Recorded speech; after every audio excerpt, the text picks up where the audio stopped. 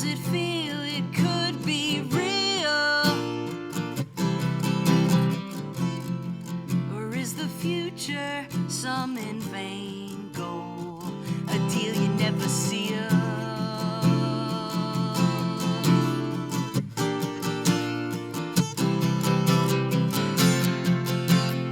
I don't wanna stop working. I don't even wanna stop working hard. But nothing's really working, just punching my time card. Time card.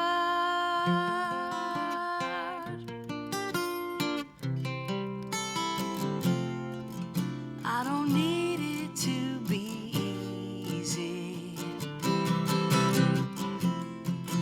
but I'd like it to be smooth. I'd like to sense some progress. I'd like to be in a groove.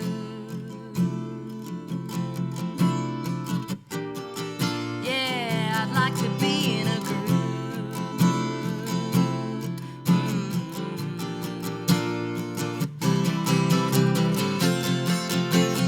I don't wanna stop working. I don't even wanna stop working hard. But nothing's really working, just punching my time card. Just punching my time card.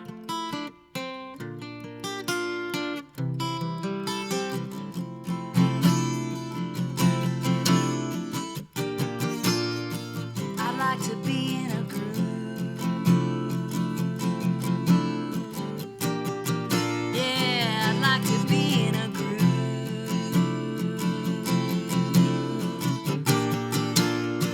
I'd like to be in the groove.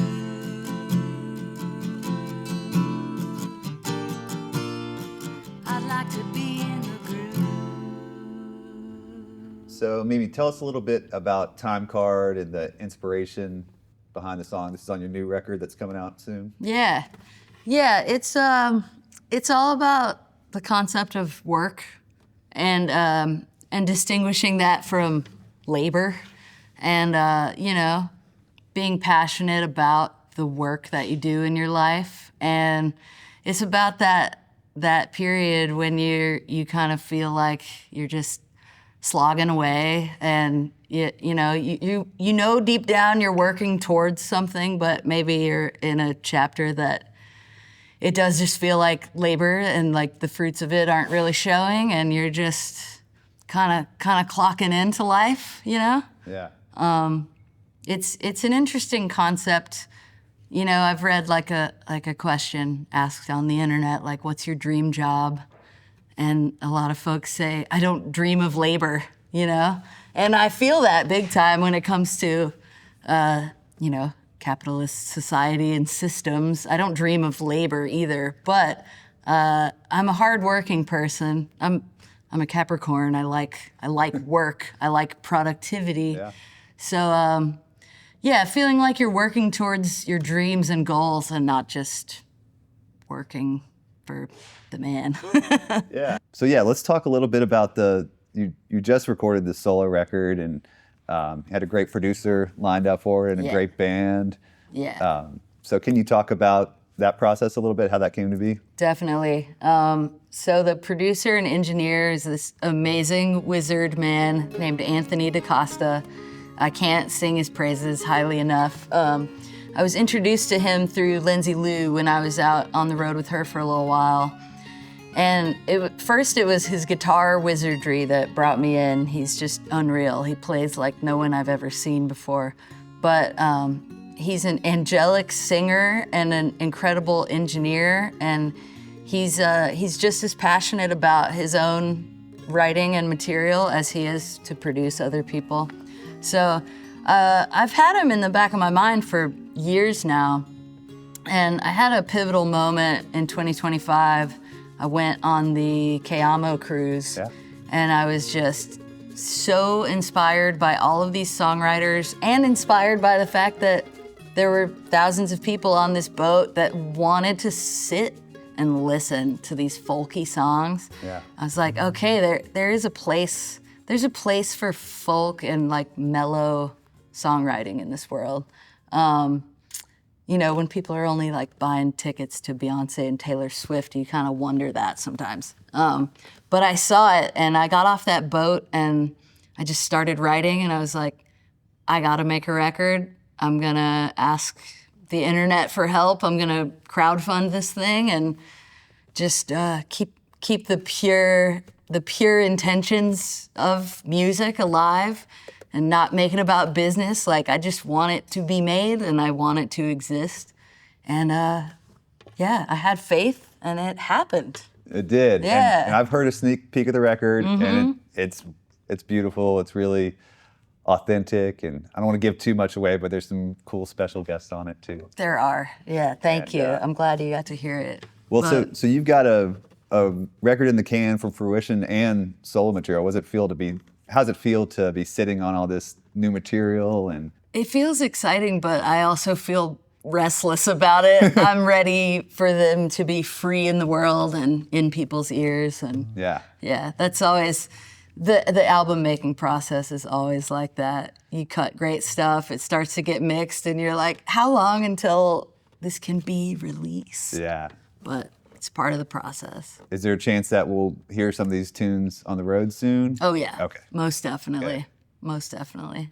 So back to Portland, you know, you lived there for a while, and that's where Fruition started, as Fruition String Band, right? Yeah. Can you talk a little bit about the origins of that group and how that came to be? Yeah, we started as a string band because we played on the street. We were buskers before we were ever in clubs, or definitely before we were on tour.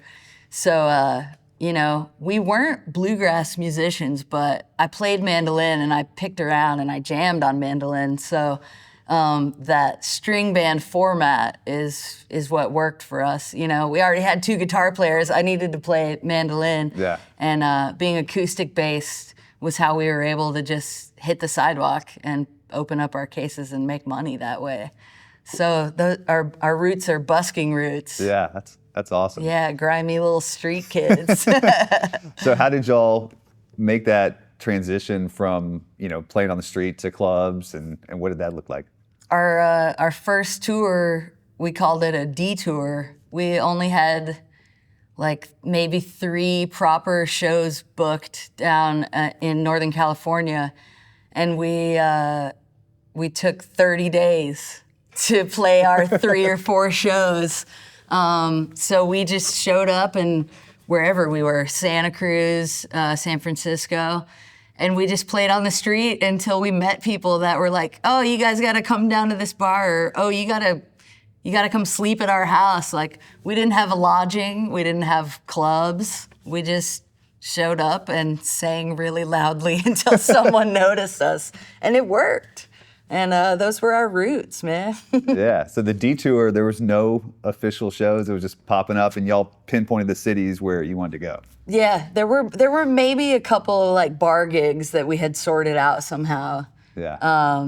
That were like our little anchor gigs. But yeah, we just showed up and hoped for the best, man. Yeah. Those were the days, dreaming big, being early 20s and not having much money, but not needing much money. Yeah. Those were good days. Yeah. Were there any other people that kind of championed and nurtured your songwriting growing up that encouraged you along the way? Oh yeah. It was a lot of the like jamgrass scene that was super nurturing to me and to Fruition in our early days. Hot Buttered Rum was one of the first bands to be like, these kids got something good. Like, let's let them open for us and be in front of some people. And then from there, like, our guys, Green Sky Bluegrass, Infamous String Dusters, Leftover Salmon, like, all these bands in this great jamgrass community took a liking to us and gave us the opportunity to get in front of a lot of people. So Yeah. And very you still grateful. collaborate with a lot of them. Oh yeah. Yeah. Oh yeah. For sure. Yeah. Do you consider Fruition to be mostly existing in that world, or kind of dipping toes and? I mean, musically, we really don't. But it's just a community that was built around these festivals out west mostly. The Jamgrass community is our people, and they just happen to love whatever it is music that we make. I still can't say. I just call it Americana because that giant umbrella works. But yeah, that community has been very supportive of us. So. Right. Well, cool. Well, I want to just touch a little bit more on the new record, and were there any themes around the record that after you had, I know you had a batch of like 20 songs before you whittled it down. Mm-hmm. What was that process like? And yeah, did you see like any themes that kind of tied the record together? I think there's just a lot of introspection and kind of matured wisdom. You know, my songwriting roots are very like heartbreak, like woe is me, how will I recover from this lost love? Like that was a lot of it. And that's really nowhere on this new album, which feels good. It's all just personal growth. Yeah. That's great. Yeah. I'm wisening up in my old age. So how do you know, if you're writing a new tune, how do you distinguish, a song that would be good for Fruition from your solo stuff? I think it's helpful to just not worry about that. Yeah. And just write and find out later with the end result. Sometimes I do sit down, if I have an idea flowing, I'll be like, I would like to incorporate like a big chorus, like that will accentuate like big 3-part harmonies with my band, But at the end of the day, I think it's best to just let the writing happen. Yeah. And the cards will fall where they may. And like, I think too many parameters when you're creating is doing yourself a disservice. So I try to not think about that. Yeah, not think about the outcome or forcing it in one lane or the other. Totally. That's great. And yeah, like the freer you are, you'll get more pure product that way. Yeah. There are times when I sit down, like there's something on my mind, I really want to express this and get it out, and then by the time I've finished, it is whatever has come out is not the same idea of what I sat down to write. Totally. I'm like, cool, clearly what came out just wanted to be there. So. Yeah, it's coming from your subconscious or wherever. Mm-hmm. Yeah. So tell me, you're from Atlanta originally, and you've lived in a couple different musical cities, Portland and Nashville.